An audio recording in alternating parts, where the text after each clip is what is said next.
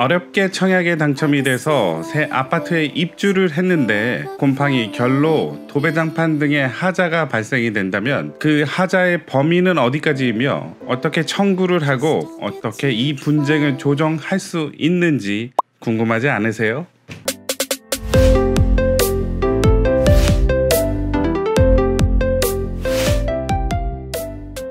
자, 신축 아파트 하자는 뉴스에도 많이 나왔죠. 영상을 한번 보자면, 자, JTBC 뉴스인데요.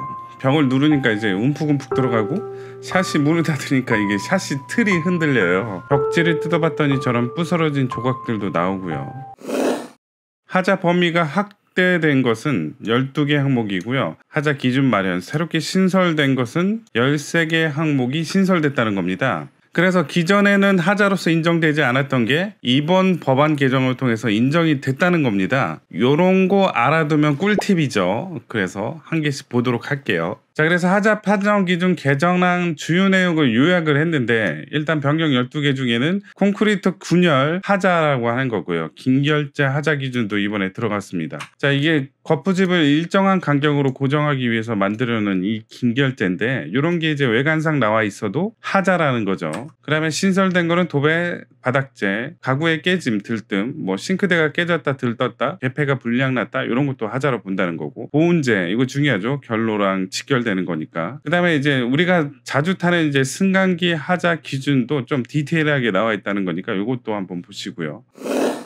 일단 첫 번째로 기존의 인정 범위를 종전보다 확대한 것들, 이제 변경사항에 대한 내용인데요. 그 콘크리트 균열이 0.3mm입니다. 결론적으로 실금이 가더라도 하자라는 겁니다. 자, 특히 결로, 기존에는 외관으로 판단을 했답니다. 이제는 어떻게 판단을 하냐? 결로 방지 설계 여부를 했느냐, 그 다음에 해당 부위의 온습도 측정을 통해서 하자를 판정을 한다고 합니다. 그래서 입주자가 환기 제습을 적정하게 실시하였는지 등을 고려를 한다는 겁니다. 이게 부실 시공에 의한 하자인지 아니면 입주자 관리 부실로 인한 하자인지를 고려해봐서 판단을 한다고 합니다. 실제로 있던 사례였는데요. 아파트에 곰팡이가 많이 핀다고 이거 하자라고 저한테 한번 와서 보라 그러더라고요. 가서 봤더니 김장 봉투로 샤시 외부를 이렇게 꽁꽁 테이프로 막아버렸어요. 공기 하나도 안 들어오게. 자, 이렇게 해놓고선 아파트가 부실 시공이다라고 하면 안 먹히겠죠. 입주자 관리 여부도 판단을 한다라는 사실을 꼭 알아두시기 바랍니다. 자, 그리고 타일 같은 경우에 있어서는 예전에는 접착 강도만을 고려했으나, 자, 이제는 모르타르의 타일 뒤 채움량 등 타일을 붙이기 위해서 모르타르를 조금 넣어서 붙이면 요것도 이제는 하자라는 얘기죠. 세면대 싱크대 같은 경우는 급수 토출량, 토출 온도, 녹물 발생 등을 보는데, 그러니까 1분에 6리터의 물이 세면대에서 나와야 되고요. 샤워기는 10리터. 자, 물을 틀었는데 뜨거운 물이 잘 안 나오면 그것도 하자다라는 얘기입니다.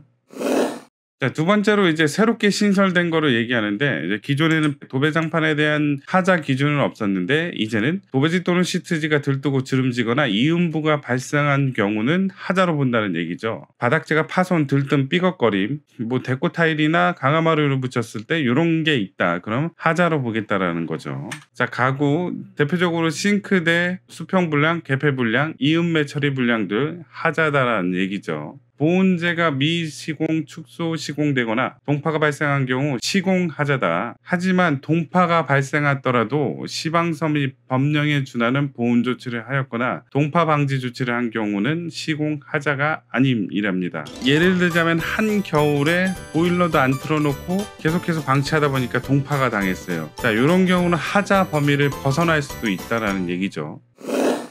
자, 그렇다면 하자 담보 책임 기간이 있지 않을까요? 타일이 자꾸 떨어진다고 아파트 지은 지 10년이 지난 후에 보수를 청구하겠다면 안 되죠. 그 기준이 있습니다. 국토교통부의 하자심사 분쟁조정위원회 홈페이지에 들어가면 잘 나와 있고요. 담보 책임 기간을 보면 이제 공동주택관리법 시행령에 나와 있는데, 내력구조별 하자에 대한 담보 책임 기간은 10년입니다. 마감공사는 2년, 창호, 목공사 등은 3년, 철골, 조적공사 등은 5년이라고 합니다. 자, 그렇다면 담보 책임 기간이 10년이 인정되는 게 뭐냐? 내력벽, 기둥, 바닥보, 지붕 틀, 주, 계단이 자, 10년 동안 담보 책임 기간을 인정하겠다는 거죠. 이 6가지가 내력 구조부라서 그런 거죠. 하자 담보 책임 기간이 2년인 경우 미장공사, 수장, 도장, 도배, 타일, 석공사, 옥내 가구 공사. 자, 그리고 주방 가전이라서 만약에 도배가 들떴다, 타일이 이렇게 자꾸 떨어진다. 그러면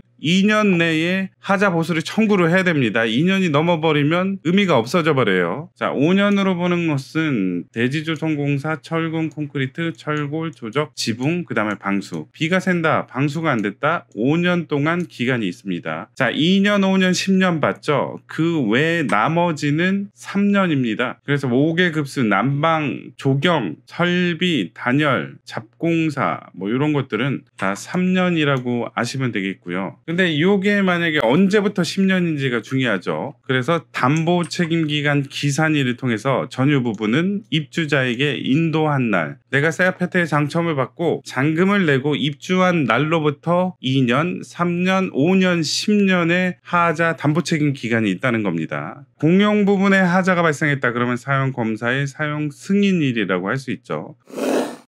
자, 그리고 진짜 중요한 게 한 게 있죠. 전유 부분과 공용 부분의 하자 판정 기준입니다. 자, 공용 부분의 설치 불량으로 인해서 누수, 소음 등의 하자가 전유 부분에서 발생하는 경우 전유 부분으로 본다는 거죠. 자, 이게 왜 중요하냐? 공용 부분과 전유 부분에 있어서 하자 청구권자가 다르기 때문이죠. 하자 보수 청구권자가 전유 부분일 경우에 있어서는 입주자가 되는 거고요. 공용 부분에 있어서는 입주자 대표회의 등이 될 수 있겠네요. 자, 공용 부분의 우수관, 배수관 불량으로 인해서 우리 집에 물이 샌다. 요거 내가 청구해야 됩니다. 자, 입주자 대표회의에서 얘기해가지고 고쳐라 라고 얘기하시면 안 돼요. 내가 청구해야 됩니다.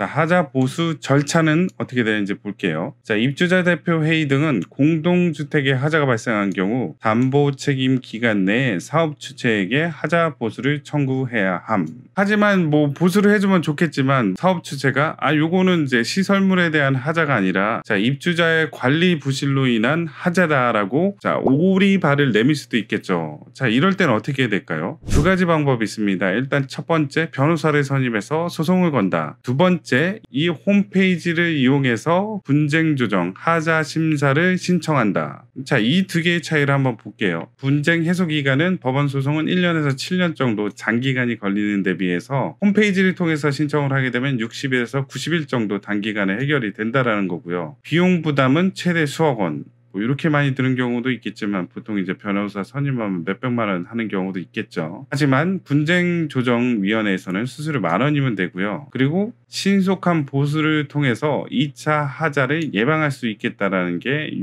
사이트의 장점이다라는 거죠. 옛말에 권리 위에 잠자는 자는 보호받지 못한다고 합니다. 우리가 누릴 수 있는 권리를 행사하지 못한다면 이에 대한 보호를 받을 수 없습니다. 기존에는 피해자로서 손해를 봤다고 생각하신다면 이제는 보상을 받는 청구권자가 꼭 되시길 바라겠습니다. 이 영상이 마음에 드셨다면 구독, 좋아요 부탁드리겠습니다. 감사합니다.